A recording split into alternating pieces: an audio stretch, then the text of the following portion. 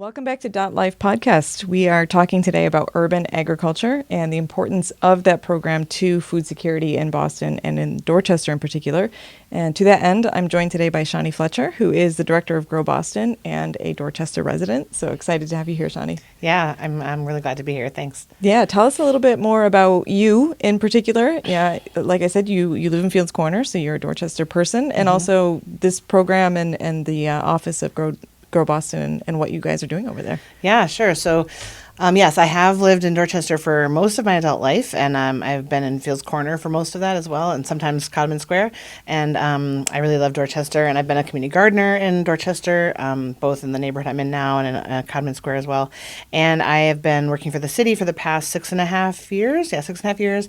And the last 3 have been as the director of GrowBoston, which is the Office of Urban Agriculture. And that office just started at the beginning of Mayor Wu's administration, and she's really passionate about food security. And she launched both our office and the Office of Food Justice at the same time. They're kind of our sister organization or sister agency. And we, GrowBoston is located within the Mayor's Office of Housing and builds on the work over the last 30 years of that department in establishing food producing and other open spaces on city land with federal money. So that program is called the Grassroots Program and is our largest program and is now part of the GrowBoston office. And we've expanded that work to include now beyond developing sort of new gardens and farms and food forests and open spaces into being able to support gardeners with raised beds and education and looking at larger farm sites and looking at how we can, using rooftops because land is at such a premium, and thinking about integration of food growing with housing and also supporting like beekeepers. And so really just trying to find lots of ways to support urban agriculture as a means of both food security and community building across the city. Okay. That's really interesting. And, I think when you talk about things like beekeepers and food forests, it's unusual. Like it's something people don't think about in the city very often. So yeah. I think, can you elaborate a little bit more on Sure. the food forests? So what are they growing? Well, food forests are really exciting. Oftentimes they use like permaculture techniques. They're open generally to the a community garden you might usually find has garden plots for individual families to be able to grow food for themselves. And a bunch of different people are growing in the same place, but they're growing individually in their own little area. And a food forest is really it's sort of like a mixed orchard. It's not like all one kind of fruit tree, but It's usually a mix of like fruit trees and berries. And a lot of times, like I said, they use permaculture methods, and which has to do with planting complementary things with each other and shaping the soil to really take advantage of rainfall and that kind of thing. And so there's things like being grown in Dorchester. I know there's persimmons. There's medlar, which is like a Middle Eastern fruit. There's Asian pears, as well as like apples and peaches. And I don't know if there's like outdoor. I think there probably are figs. There's some hardy figs you can grow, hardy kiwis you can grow. And then definitely all kinds of berry bushes as well. And some of those are some like longtime native fruit producing plants, whether trees or bushes that are sometimes like things like pawpaws is something that's like. Have you ever had a pawpaw? I have. It's like really good. Really? What is it? What is it similar to? It's sort of, I feel like it tastes like somewhere between like a mango and a banana maybe. Oh. It's definitely like a very tropical flavor. But it's native. Yeah. I mean, I think it's more tends to be in New York State. This is not quite where there's a lot of them, but they definitely do grow here naturally. Oh, I got to find me a pawpaw. Yeah. I think there's some in the Arnold Arboretum. And people go there and find them. Okay, cool. I was there the other day actually. Yeah. It was so nice out. I think it's like probably late summer, maybe. Okay. I'm not. Don't quote me. You're not a pawpaw expert? I'm not a pawpaw expert, no. But they're delicious. I can vouch for that. And what about the beekeeping program? Yeah. So the city council passed an ordinance last spring that made beekeeping allowable across the city, and it's sort of like a lot of technicalities of zoning that why it was previously limited to very few areas in the city. And so now it's allowable across the city. And there's certain parameters that you need to like register your bees so that if someone calls and complains, like my neighbor has a beehive, then inspection service will be like, yeah, we know, they told us, like, and they're following all the rules, and you can't, get rid of them. Yeah. So what we try to do is with beekeeping and anything else is try to create resources that will be useful for folks but yeah, there's a lot of beekeepers. There's a really strong community that's been existing for a while, and there's I think there's a little bit of commercial production, but mostly it's people growing like producing honey for themselves. That's cool. I would love to have bees. I'm a little nervous about the idea. Do you have to like have the gear and go in and smoke Some them people, and stuff? you can't. That's what a lot of people do, and Okay. some people are way braver than I am and just go in like without all that. Oh, no. Because they just feel that they're very calm and serene and are able to not disturb the bees. And What but if those are like that's experts? That's a gamble. Yeah, I think those are the real experts who do that. I see videos of people doing that, and I'm like, that would never. I can't imagine that doing that ever myself. Yeah, no, me either. And then you talked about raised beds. Obviously, that's something that is more of a residential offering, but I have seen those Yeah. in like schools around here. Is that some of what your program offers? Yeah, we've worked with Boston Public Schools. I mean, they've done a lot of they've been able to invest in a lot of raised bed gardens before we started collaborating. They're about 90 now, I think. We were able to help build like 11 gardens of those like 90 last year, and we're working on now. We're helping them with building out and rebuilding really. Okay. 8 more that are much older. We've been able to support them in that work, but they've really got that down. They've got, I don't remember how many total schools there are, but I think they're aiming to get gardens at every school or outdoor cool. classrooms at least at every Yeah. school. And when we have the funds available, we've tried to collaborate in that way. But a lot Yeah. of those are obviously going to residents, right? What does that entail? If you get a raised bed, I know you said those 4 neighborhoods, Dorchester, Roxbury, Mattapan, and East Boston. East Boston are the Yeah. priority. If you were to apply for one and be approved, do you get everything? Do you get the kit and the soil and so those beds are being so we're primarily distributing those and building those at the homes of low-income residents, low-income households. We are doing some at public facilities, and the what you get when people have raised beds, when they are able to get a raised bed through our program, they get the soil. It definitely comes with the soil. It is not just the frame. Okay. The soil, I think 12 seedlings, and no other, like there's like tools and stuff you would have to acquire yourself. Yep. But your library, some libraries have some things like that. Okay. And if your library has a library of things, sometimes they have some small items like that. But yeah, it's definitely, it gives you like the basics to be able to get the garden going. Okay. And then you might need to supplement with a little bit of materials, but. And there are educational materials online, I believe. Yeah, on we your have some site. educational materials online. We also have in those 4 neighborhoods we've launched this spring the Urban Agriculture Ambassador Program. So we'll be we have, I think 3 are hired and 1 more is close to being hired in, as I said, each of those neighborhoods. So an educator that can provide a one-on-one support to anybody who's especially people who are new to gardening, but also for people who are more experienced. Maybe they have pests that they don't recognize. They can like call on this person to support them, come look at what they've got, or go to workshops at that location, because they're housed at nonprofits in those 4 neighborhoods. Okay. And we also have, when people get a raised bed, they also get a like pamphlet that's got some basics in it about gardening. Very cool. Yeah. All of these very cool programs. That's a lot of work there. Yeah. Tell me a little bit about your staffing and your what kind of funds you're working with. I know you mentioned federal funding. Is that something you're concerned about drying up at any point? Oh, that's a great question. We are navigating the situation as best we can. We do have the grassroots program is federally funded. It's funded via, I think it's called entitlement funding, and it's a formula-based system. So we are hopeful that will continue. Okay. And we don't have any other big risks at the moment in that. On that front, we have about a budget of like $1.6 million a year, Okay. and our staff, we have 4 staff, including me, 2 program managers and a program assistant, and then we do a lot. What we really do a lot of is granting funds to nonprofits who are doing the actual work. Got it. Okay. In the communities. Got it. Talk about why this matters. So this is all very cool stuff, but what is the ultimate goal? What is, we talked about food security at the beginning of this. How does this type of programming feed into greater food security in areas like Dorchester?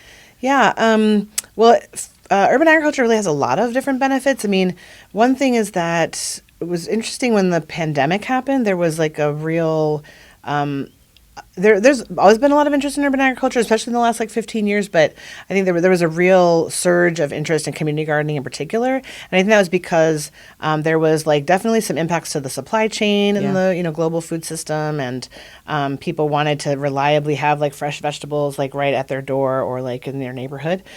So we know that is that it can supplement the larger food system. We don't, it's not really in a city Boston size. We wouldn't think we would be able. I don't think there'll ever be a time where we can grow all of our own food in this city. Yeah. But we can grow a lot regionally, and we can also really supplement with what we can grow in the city. And then we also have, there's really, such great community building aspects of urban agriculture.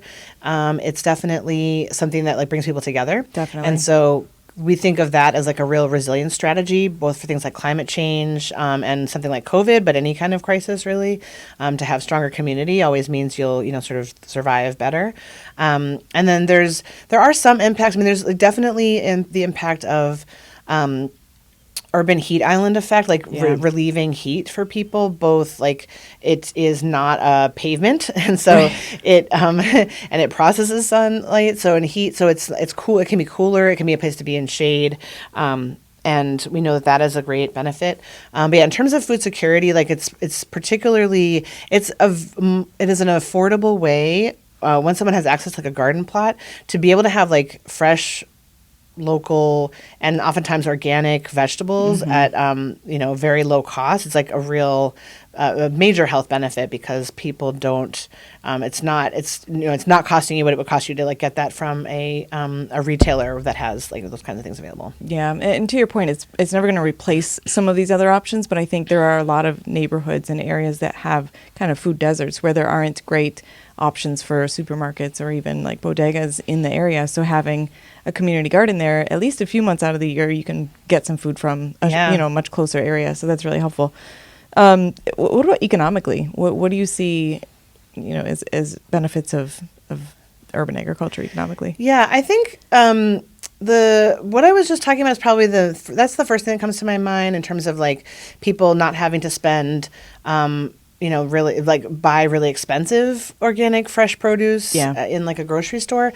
There are definitely some jobs in urban agriculture. It is not a highly paid field, and growing food is not something that is. I mean, because just like food, it's like a lot of why food that's not healthy for you is so cheap has to do with like massive subsidies that make it cheap, but it's not actually cheap to produce food. Okay.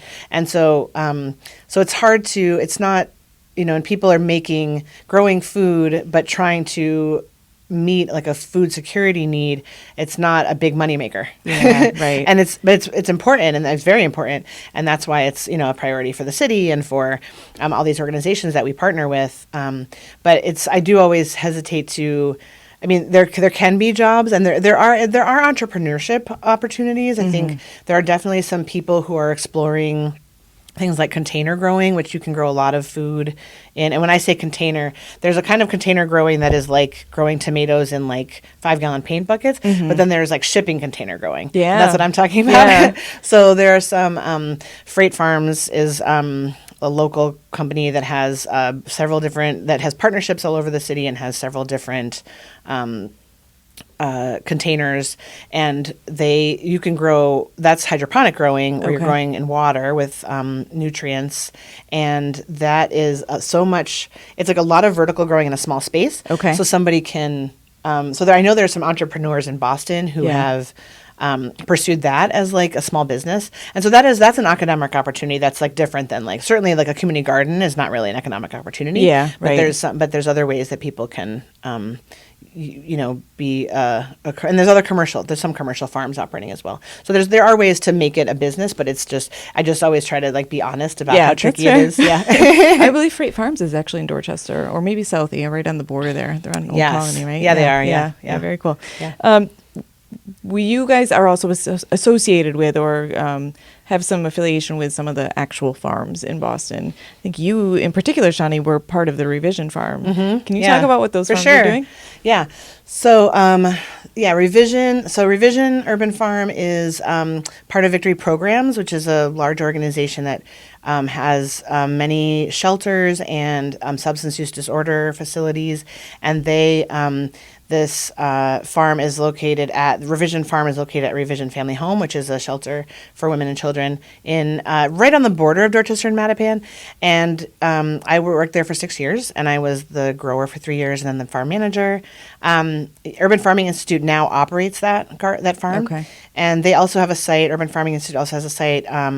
I forget, it's on Glenway, I think. Glenway Farm. Okay. And the Food Project has a farm site as well. Their main Boston site is right also on the border of like Roxbury, Dorchester, at West Cottage. So and they do farmers markets, I believe. They do sell farmers their produce markets at farmers markets. They have the market until they come, and they also do a CSA. Okay. I forget what all the other ways they distribute food are, but they have a really strong youth development program that uses like farming as a youth development model. That's great. It's pretty great. Yeah, that's very cool. And they really pioneered the raised bed program, and we have as we talked about the individual beds that we're building.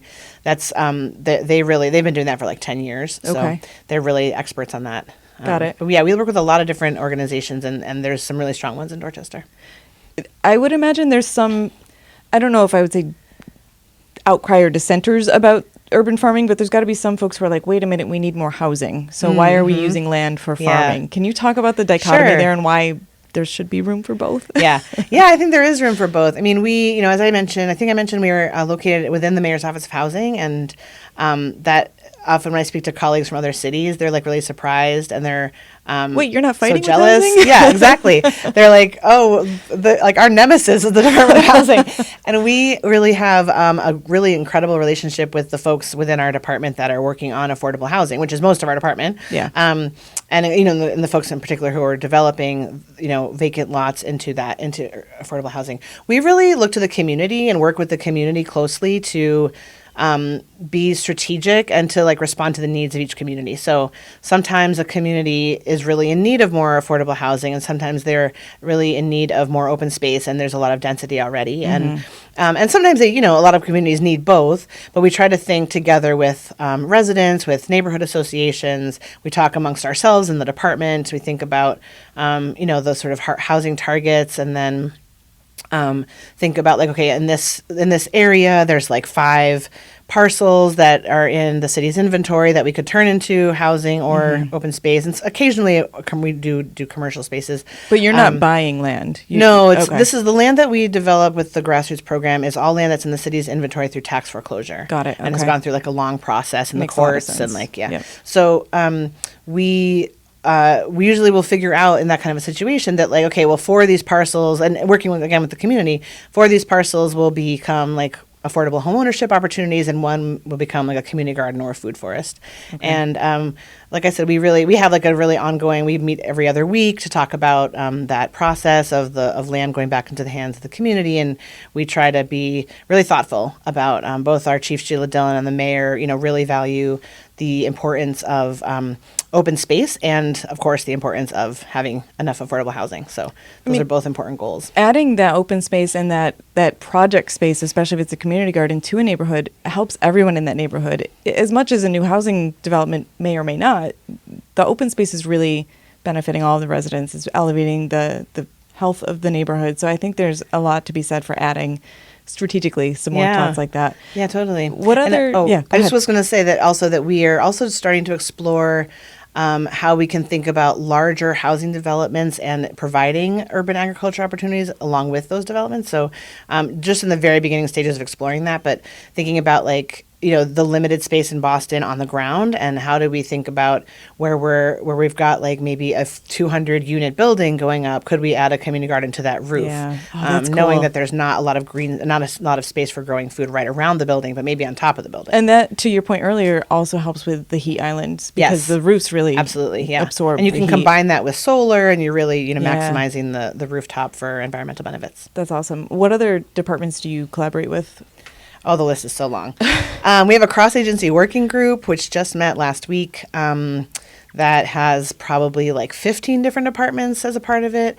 We work with inspectional services, water and sewer, public works, Boston Public Schools, the libraries, the community centers. I'm forgetting a lot of people. Boston Housing Authority, which is the Office of Youth Engagement and Advancement. I'm forgetting people, but those are some of the key. Oh, and the Office of Justice I did mention before, and we're working also with the Office of Climate Resilience and in partnership with the Office of Food Justice to think about what are the food system aspects of long-term climate resilience that we want to be collaborating on. So yeah, there's a lot of kinds of partnerships. Some of those partnerships are where we're mostly collaborating in the sense of like establishing raised beds and providing education, so like the libraries and the community centers, and then there's other ones where we're talking with inspectional services about how to make the bee, like working together on the fine print of the bee registration system and that kind of thing, and with us having the sort of frontline knowledge of what beekeepers, of the beekeepers themselves, and then ISD's obvious expertise in like implementing the ordinance that they're supposed to be implementing. So those, which we are getting into like nitty gritty policy details with other agencies, and we're also doing things like, building gardens and that kind of thing. So your specific team may be small, but it's mighty because it's very connected. Yeah, we're very collaborative across the agencies, and that's been a priority since really like the beginning, basically, of our office. Are there any plots specifically? I know you mentioned Revision, which is kind of Dorchester, not totally, and Food Project is Dorchester, I believe. Right? Yeah, the Board of Roxbury. Yeah, Roxbury, UFI has the Glenway Farm. Okay, more in the middle. But. What about community gardens? Or there's tons of community gardens. I don't know how many total there are. I can see that the grassroots program has established 34 open space projects, mostly food producing in Dorchester over the last 30 years, and about 10 acres. So a lot of that is most of that is probably community gardens. Okay. There's at least a couple food forests in Dorchester. There might be more than that. And one of those is sort of near Franklin Park, and one is in Fields Corner. Okay. And then there's Nightingale Garden is a garden that people may have gone to like for events. That's a really big garden. I forget exactly how big it is, but they've got like 140 plots. Wow. Which is like huge. So 140 families are growing food there. And they are not small plots. They are like good size. Wow. And they have fruit trees as well. They might have bees, I'm not sure. And so Nightingale is like a really kind of hallmark of the community garden system in Boston. But there's many community gardens. There's 2 on the street next to me, in Fields Corner. There's, all over the place. And then, as I mentioned, the food forest. So there's a lot of food production happening in Dorchester. Okay. So people in Dorchester, if they, for example, want to get a plot in a community garden, or if there's other ways that you as the director would like residents to get involved, what would you ask them to do? Yeah, great question. So I think if they're interested in raised beds, they should talk to the Food Project. That's who's building raised beds this year in Dorchester. Oh, and also the Urban Farming Institute may have some that I think they're building some in Dorchester as well. Community gardens, the easiest thing to do. The Trustees of Reservations is an organization that they own like 56 of the 80 to 90 something community gardens in Boston. So if you went on the Trustees of Reservations website, I think you'd probably look for Boston Gardens in their search on their website. They have contact information for those gardens and can help you find something that may have some space. We have a directory on our website.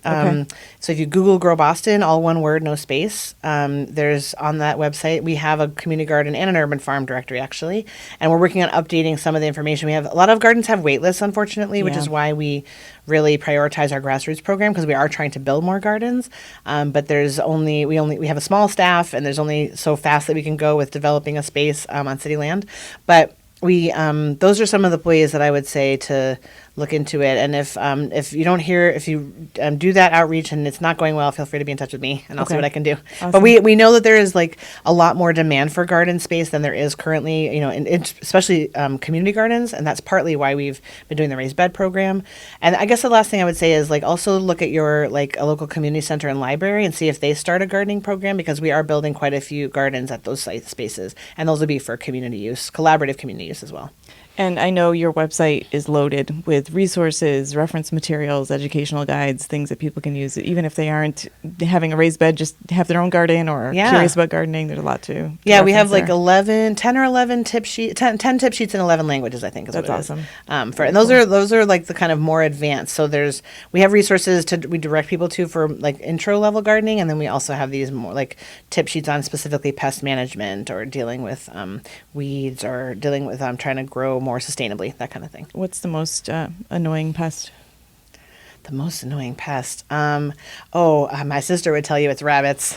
Oh my gosh, they eat everything. They eat everything, and she really hates them so much. And I have never had a big rabbit problem in any of my gardens, but I know people who have those are like very angry at those rabbits. Yeah, I would agree with that. Last question, Shani. You're from Dorchester. Yes. Where do you go to eat? Oh my God, I have so many favorites.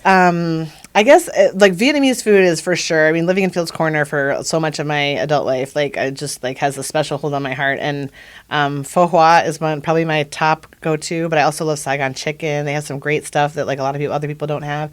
There's something like 18 Vietnamese restaurants around Fields Corner, and I've tried only probably like 3 or 4 of them because once I have a favorite, like a favorite dish, it's like my go-to. Yeah, but also I love Shanti Indian food and.